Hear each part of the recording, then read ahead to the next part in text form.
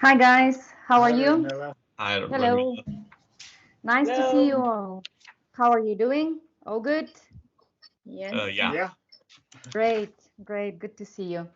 All right, so I hope you've had a nice week and well, it's Friday again, so for today, in this same channel, we're going to deal with at first very important educational issue, such as collaborative systems. We'll see what tools and what systems exist in education, and of course, think a little bit theme about the future of education. Why not? And then, well, the present and the future. And then we're going to continue in the same channel with growth and evolution. I can see that Path has joined. So nice to see you. I hope you're fine. Path, welcome again. And Thank to you, everyone. Mila. Feeling much better now. Thanks. Yes, great, fantastic. So, okay, now collaborative systems in education. Let's start with this. I know that it's that trendy word, you know, very used these days. Collaboration. It seems to be a little bit the word of the 21st century. But let's see whether or not we have it in education, in which areas, and what it means. So in order to do that, I'd like to show you something, and then we'll reflect on that. Yeah, just I'm going to share my screen, and we'll start with, can you guys see my screen now? Yes. Okay, right. So there are two pictures, two images. A classroom of 1929, a classroom of 2018. So my question is for you is, what has changed in these pretty much 100 years? What has changed? So can I try? Yeah, of course. Give it a go. You can see that on this picture, there's much more humans in the world because they're closer and it's smaller. The new classroom is smaller than the previous classroom, and you can see that humans are somehow much closer to each other. There's only one blackboard, and there's colors in the pictures as well. It's like identify the 7 differences, but what does that tell us, Tommy, about the evolution of education? So that tells us that education has gone a long way, and that it stepped up the game, that it became faster. So basically, it's something that brought humans more together and divided them more in many ways. Okay, so you see that in 2018, people are closer together than in 29. Yeah. Yeah. Okay. Yeah. Well, all right. How about well, who else would want to give it a go? Bev, go ahead. I'm going to be honest. When I look at this picture, I don't see that much change. In as much there's a teacher at the front, and all the children are sitting at individual desks. There's a place to write on, apart from hair and clothes and and color. The fact one's color, obviously. But as far as the layout of a classroom is concerned, I really don't see much change. Okay, so not much of a change for Bev. How about you, Lucas? I was gonna say pretty much the same. I don't see much change in the images, and mostly the education system or the way that education has evolved since the 1930s has been, I think, in very, very surface level things, not necessarily a systemic change, but mostly just like different techniques and different like changes here or there, but not really a different system. The fundamentals are still the same, I think. Okay, it's very interesting that you say so. So same fundamentals, changes on the surface. Yeah, Lucas says. Okay, very interesting. Mari Carmen, how about you? what I see is as a big change is basically the boards. There's the chalkboard, the old chalkboard, and now we have the technology, and we can't see very well the whiteboard, but I imagine it's an electronic one as well. Mm-hmm. That's the biggest thing that catches my eye when I see this. Mari Carmen, okay, so the board, the blackboard. And how about you, Giorgina? Yeah, I sort of agree with everyone that the layout hasn't really changed, and the big difference is the board. But I also want to say that I went to an American system of schooling, and there we never sat in rows. Never. We always sat in like little groups or half circle. You're right. The fact of having a teacher giving the instructions in front didn't change that much, but that was a difference. And yes, there's a difference in the tools, like Mari Carmen was saying, with the digital board. And I just also want to comment from my experience. I worked in a very, very like poshy school a few years ago, and the kids had tablets, right? At one point, I was like, remove the tablets, take paper and pencil. They were shocked. Like, ¿cómo? Paper and pencil? I was like, yeah, you're going to write. They were completely shocked. And I don't know, the fact of progressing with these digital tools on the one hand might be great, but we might be losing other things as well. I don't know. Those are my thoughts. Yeah. Okay, interesting thought. Focus on tools again. It's interesting. And Fiona had raised you had raised your hand before. What are your thoughts? Yes, Radmila, I was about to make the same comment that Mari Carmen had made, because my first thought was about the whiteboard. The technology has changed, I mean, out of recognition between 1929 and 2018. I mean, that has totally and utterly changed when you're in the classroom. And what we're not actually seeing in that picture is the fact that these modern children have got access to laptops in the school, that they've got access to the internet, that they look at Wikipedia to get information, that everything is so much more accessible for the children of today in school. And so I think that children of today have got the ability to find out more for themselves. They've got a bit more control, you know, and I think they're under more pressure they have to do more homework at an earlier age. They're certainly under a lot of pressure, but I think that in terms of teaching, you know, for the teachers, it's changed from being, okay, learning by rote, which I'm sure, you know, the majority of people will understand that that's learning something off by heart and chanting it.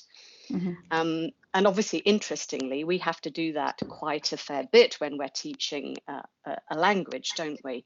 Yeah. But now today, children are encouraged to be more creative, I think, to be more collaborative amongst themselves. And the teachers try to encourage that. Yes. So. Collaboration definitely is, again, the big word, yeah, a key word. And learning is shaped as a collaborative, task-based approach. That's certain. Tommy, another thought? And then Mark? I was going to say something about the technology as well.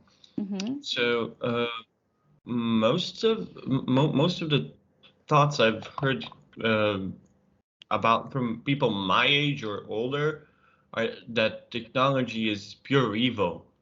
So I was like, that's just not true, because technology has brought us the devices who can help us know everything and have all the knowledge of the humankind in our pockets. So I think the schools are in every way outdated, and that the human society, or at least some part of it, needs to find another way to teach the future generations and to develop in a slightly, well, more interesting way.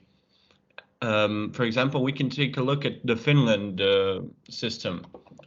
where the teachers are respected not for being an authority, but for being somebody who knows something.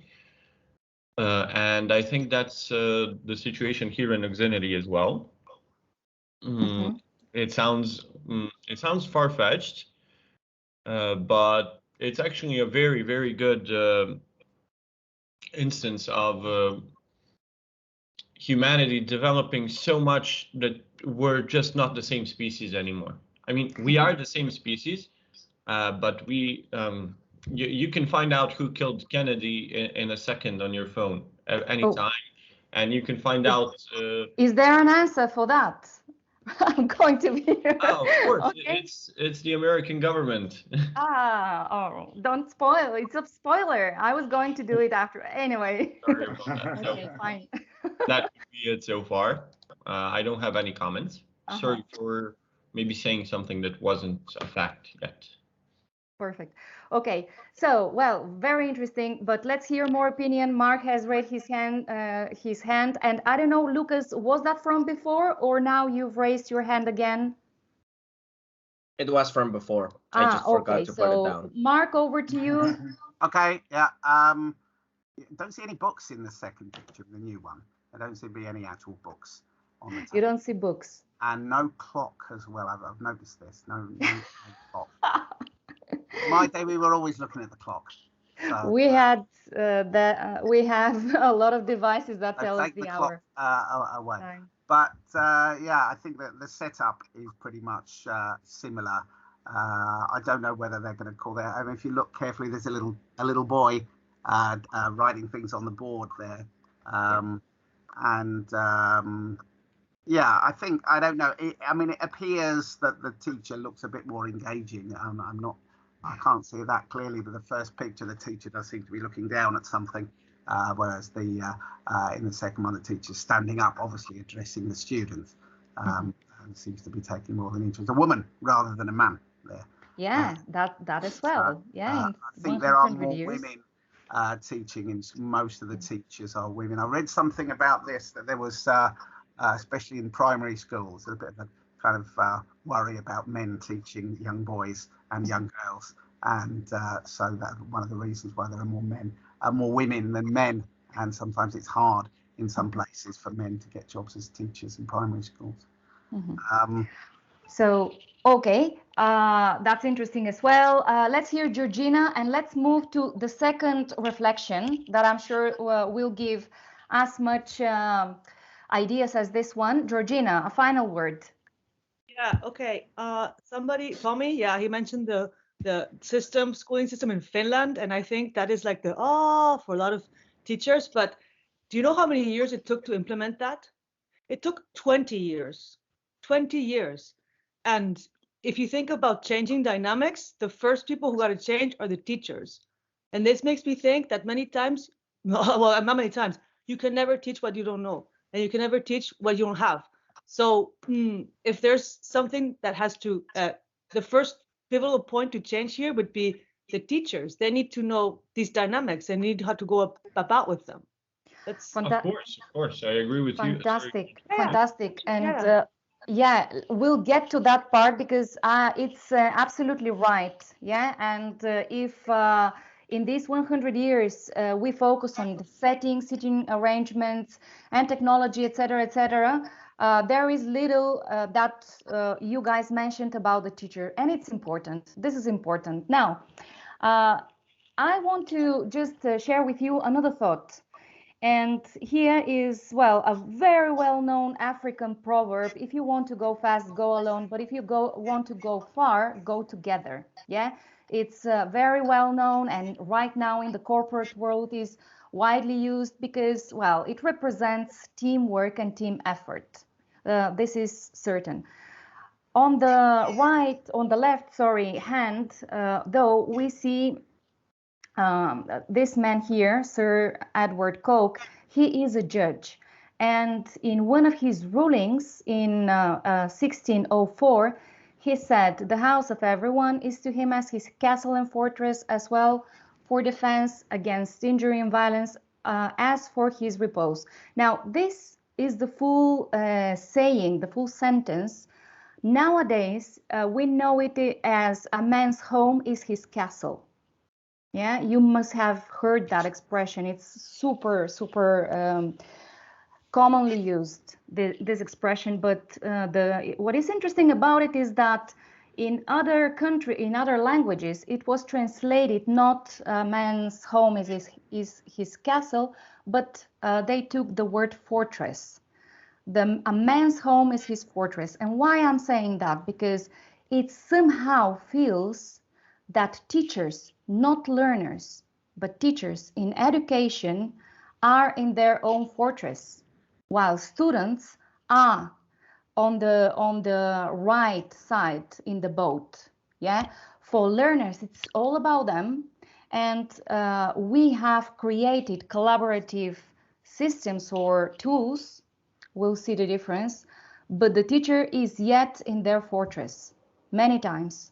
Yeah, so I wanted just to reflect on that. What is a tool? What is a system? And you mentioned it, guys. Technology has changed everything, and there has been a very important really change in the paradigms of education lately. But Giorgina is right. Maybe it took 20 years for an educational system to change. And it was probably because of the change of teachers. Now, when we talk about education systems and tools, especially about systems, because, well, the tools are life changers. Yeah, we started with Moodle, a very important tool for sharing information.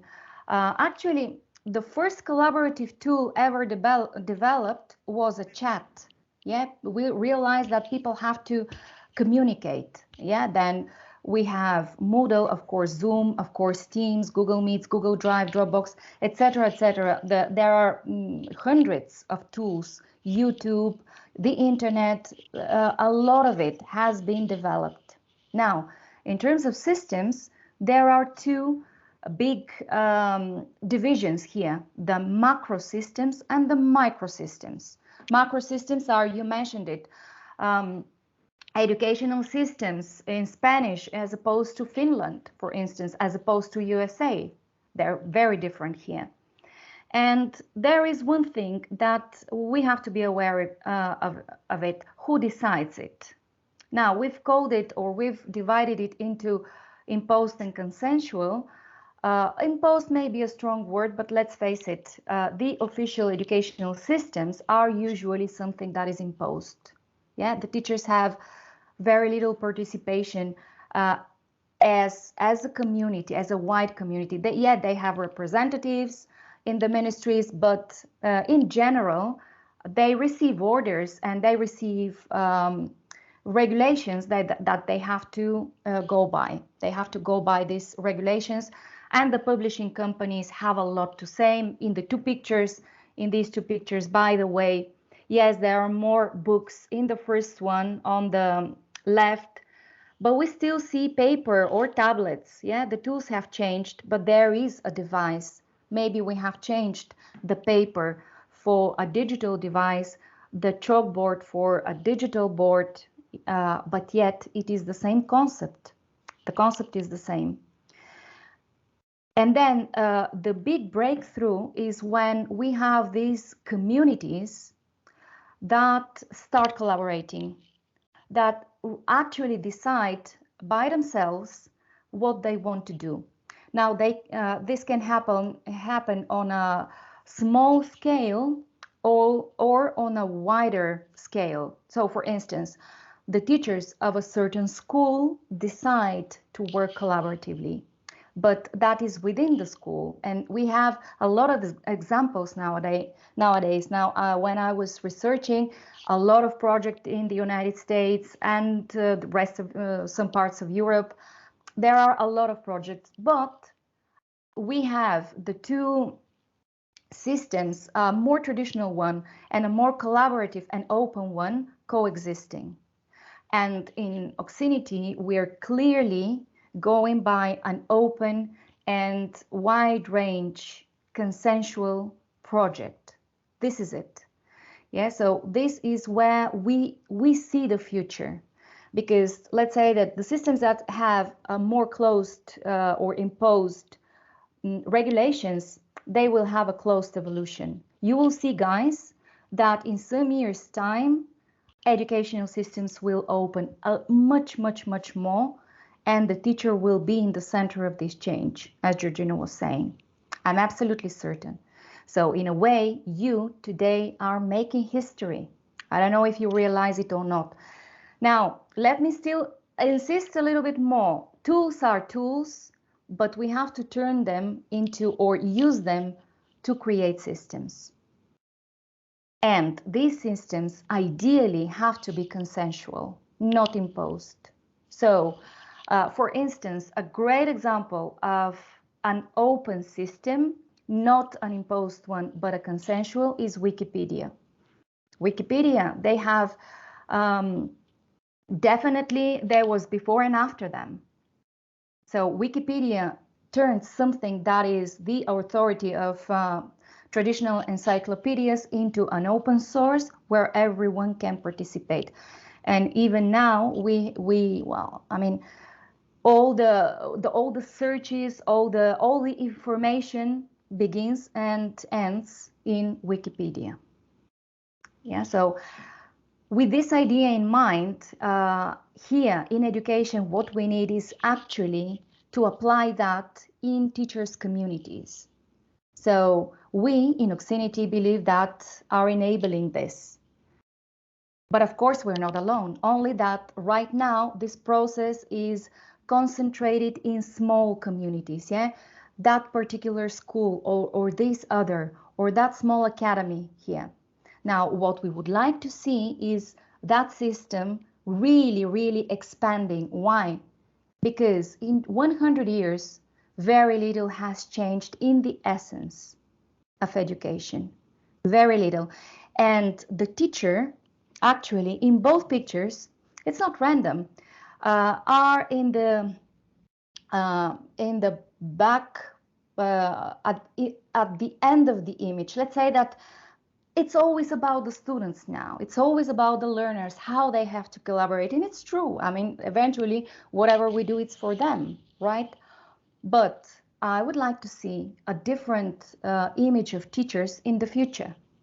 In the future, I would like to see actually a group of people that work so that they have a better life. Now, when Giorgina has her induction sessions, she usually has this picture of a teacher working until late alone, and this is a reality, still a reality, despite all these tools. And sometimes, Tommy said it, tools are conceived as the evil, or what was what you used, the phrase that you used, because they put a lot more pressure on people, on teachers. What actually teachers need is just ways of collaborating better. Now, why am I explaining all this? Because not only we want to do it, and we've been doing it, but eventually the idea is very simple. The education that we want tomorrow is the one that we are talking about today. So those of you here now in this webinar can, in 2-3 years, proudly say, you know what, I was the one that decided, or I was among the people that decided how we wanted to education to be. And when we decided it, I was part of it. I was a very important part of it. So when we decided, and I was part of it, I had to say something, and the rest were paying attention to what I was saying.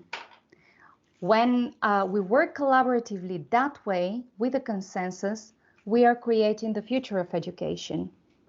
So this, guys, is what happens in Oxinity today. Okay, and all I want is that this doesn't finish here, but is extended, yeah, in other communities of teachers. Eventually, This is what I would really love to see in education.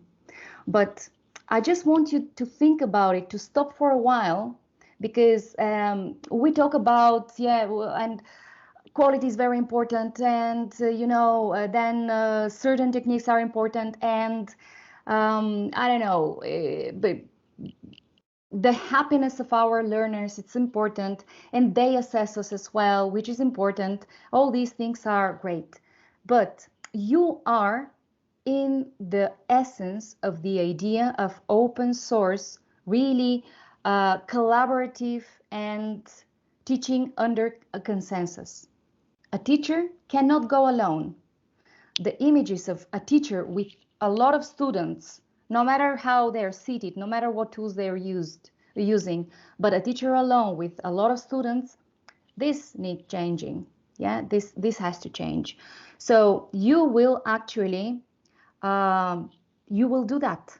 I mean, in Oxinity, I've always said there is no Mr. and Mrs. Oxinity, but participants, people that can contribute as equals. We also need tools. Of course, we need the tools that that you tell us to. Now in evolution, I'm going to ask you what would you like to have, and we're going to go back to the tools, perfect or imperfect, and how to improve them. Yeah, because they're not absolutely finished and ready yet. So what you have to just be aware is, I am now creating the future, I'm part of it, and I have a say in changing the way of teaching tomorrow. Education hasn't changed so much as it deserves. And we see attempts and we see evolution, and we have to know where we stand. Yeah, so today we do what doesn't exist. There is no way. We do it. We are opening the road, and probably people will follow. Now, here are people that have contributed and created a lot of stuff. Yeah, you're participating in creating activities, creating content for social media, for further student development, and so on and so on. So please have that idea in mind, that in the future, we need systems along with the tools that we're using. Okay, so well, we will have them. Anyone, a final word on anything or a question that we were talking? Gergo, for instance, is one of the, let me put Gergo as an example. Through the activities that he's creating, and from the activities that he was teaching, probably is one of the people that can say proudly, I'm part of the history. I'm part of that history, and many of you as well. Yeah, I'm saying Gergo, but we actually have to make all the names very, very clear, and we have to put the names in Oxinity in the website, because eventually it's made by proper names. So, well. Thank you for mentioning me, Radmila. Good morning, everyone. If I may interject a little bit, what is really important to understand for all of us is that all the activities and the creation is collaborative, right? I start with something, I start with an idea, but it's also not finished many times. Very true. That's why we also have the system of complementary works. And also, if you find something with an activity that you don't like, or if there's a typo or something, go and how to say, clean it up, make it better when you can. I think it's very important to understand in our system. Yeah, very true. Yeah, thank you for that. Absolutely. Thank you for this reminder. Okay, so any final thoughts, anyone? Before, Nelisa had raised her hand, but I don't know if she's here with us now. I can't see her now. Fiona, go for it. Hi, Radmila. Yeah, so Gergo he was talking about creating activities. I've I've done many improvements to activities over the last few months, but I've not yet created an activity for Oxinity. And so many times I get ideas in my head as to, this would be a great activity. That would be a really good structure activity. And I keep jotting them down to capture these ideas. But my question is, how do I actually just go about creating an activity if I have an idea? Where do I begin? And is there a series of instructions as to what the technical steps are in order to do that? Yes, I will share with you a very short and nicely done tutorial with all the steps for creating good activities. And all of you guys that want to create activities, let me know. Just send me a private message and I'll assign you a couple of activities to start with. And if you enjoy doing them, then we can turn that into a regular collaboration. So it's very easy to create an activity because you only have to think on top of the guide that I'm going to give you, the tutorial, you only have to think, what are the best activities, the memorable activities that I can copy? Copy not the content, but the format, the development. So if we have that approach, you will reach the same conclusion as the teachers before you reached, which is an engaging introduction, then attachments with 2 or 3 different phases. One is about to activate the target language. So usually we have a presentation stage, then a practice stage, then production, so that students can practice and learn, whether it's the vocabulary, the structure, the topic, doesn't really matter. We have then a specific target language that we will try them to use and to identify for that activity, and then a wrap-up, so a conclusion before we move to the next activity. So